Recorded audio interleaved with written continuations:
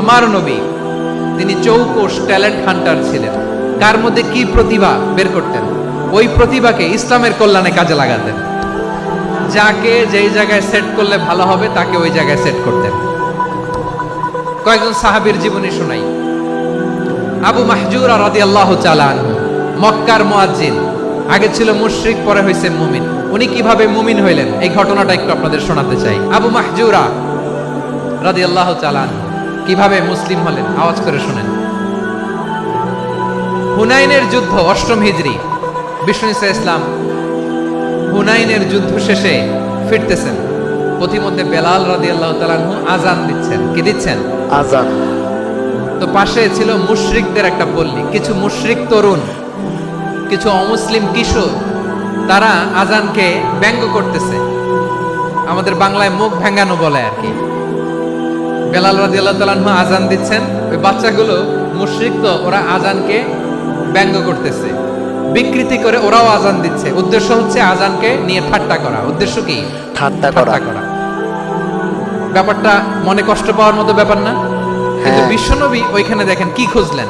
বিশ্বনবী খেয়াল করলেন অমুসলিম কিশোরদের মধ্য থেকে একটা কিশোরের গলাটা বড় দরাজ গলা, কণ্ঠটা বড় সুন্দর।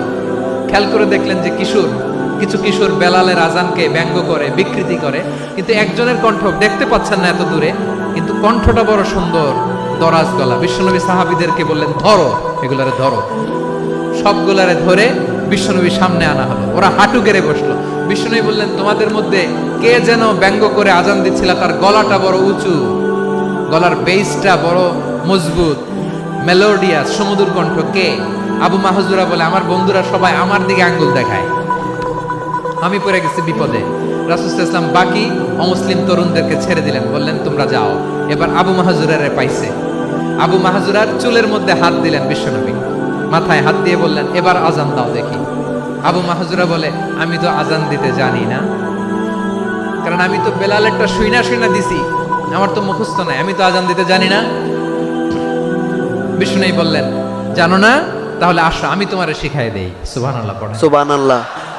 আবু মাহজুরা হাঁটু গেড়ে বসে, বিশ্বনবীর মোবারক হাত আবু মাহজুরার চুলের মধ্যে। বিশ্বনবী আযানের মুআল্লিম আবু মাহজুরাকে বলতেছে, ঠিক আছে তোমারে শিখাই দিচ্ছি, আমি যা যা বলবো আমার সাথে সাথে বলো, পারবা? আবু মাহজুরা বলে, পারবো। বিশ্বনবী আযান দিচ্ছেন, মাথায় হাত দিয়ে আল্লাহু আকবার, আল্লাহু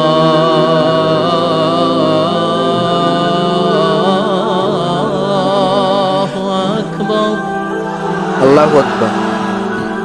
আবু মাহজুরা এই বাক্যটা পড়লেন। বিশ্বনবী দ্বিতীয় বাক্য পড়তে আরম্ভ করলেন, আল্লাহু আকবার,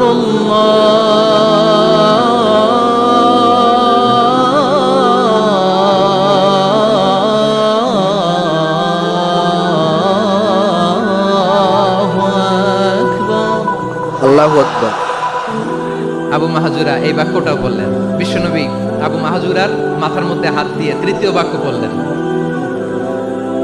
আশহাদু আল্লা ইলাহা ইল্লাল্লাহ,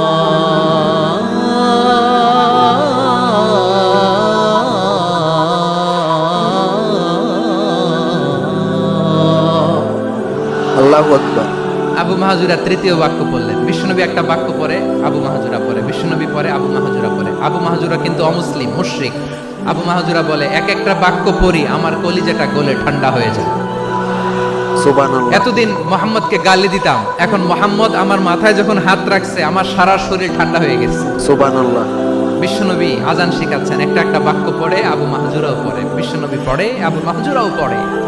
পুরো বাক্যগুলো যখন শেষ, আযান শেষ, আবু মাহজুরাও যখন পুরো আযান পড়লেন, আবু মাহজুরা বললেন, এতদিন মোহাম্মদের চেহারা দেখলে আমার ঘৃণা লাগতো, আজ থেকে মোহাম্মদের চেহারার চেয়ে প্রিয় চেহারা আমার কাছে নাই। সুবহানাল্লাহ। আবু মাহজুরা বললেন, ও মুহাম্মদ, আযানের বাক্য তো আপনি আমারে শেখালেন, এখানেই শেষ করবেন না, আপনি আমারে পড়ায় দেন, লা ইলাহা ইল্লাল্লাহ মুহাম্মাদুর রাসূলুল্লাহ সাল্লাল্লাহু আলাইহি ওয়াসাল্লাম। বিশ্বনবীর সাথে দাঁড়িয়ে উনি শাহাদা পড়ে মুসলমান হয়ে গেলেন। সুবহানাল্লাহ। এবার আবু মাহজুরা বলে, ইয়া রাসূলুল্লাহ, ইয়া হাবিবাল্লাহ, আমি মুমিন হয়েছি, মুসলমান হয়েছি, আপনার কাছ থেকে আজান শিখার সৌভাগ্য আমি লাভ করেছি গো নবী।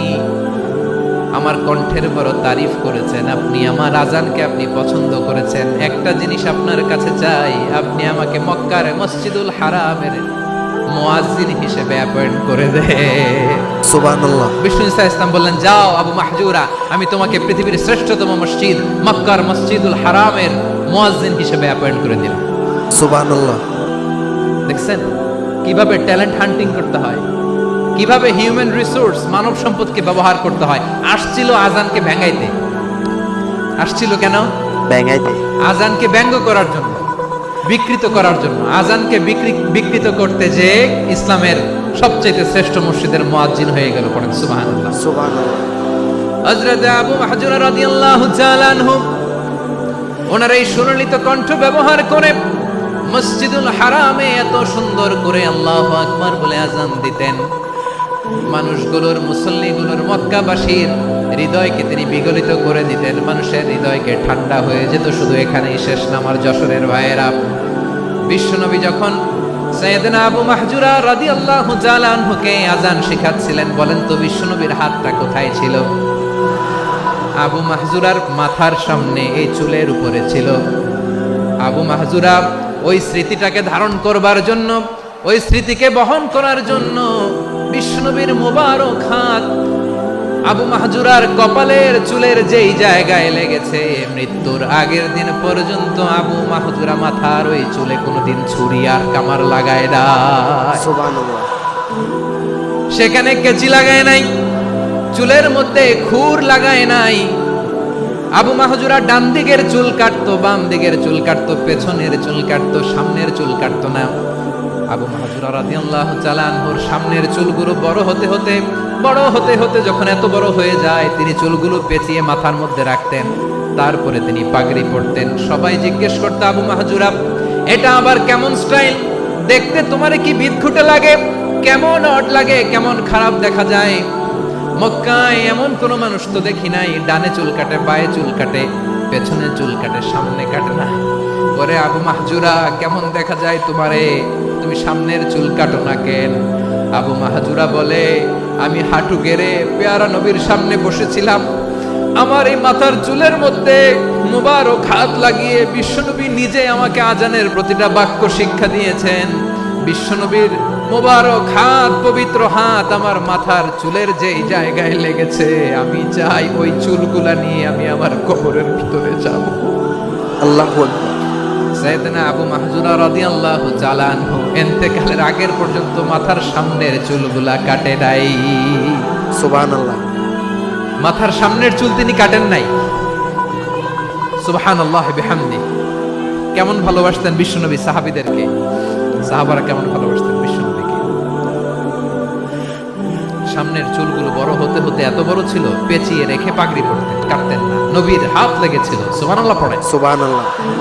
তাহলে what is the lesson? Moral of the story কি? মোরাল অফ দ্য স্টোরি হচ্ছে, আসছিল আজানকে ব্যঙ্গ করার জন্য, বিকৃত করার জন্য, হয়ে গেল মসজিদুল হারামের মুয়াজ্জিন। দেখেন বিশ্বনবী একটা খারাপ সিচুয়েশনের মধ্যে থেকে কি ভালো জিনিস বের করে আনলেন।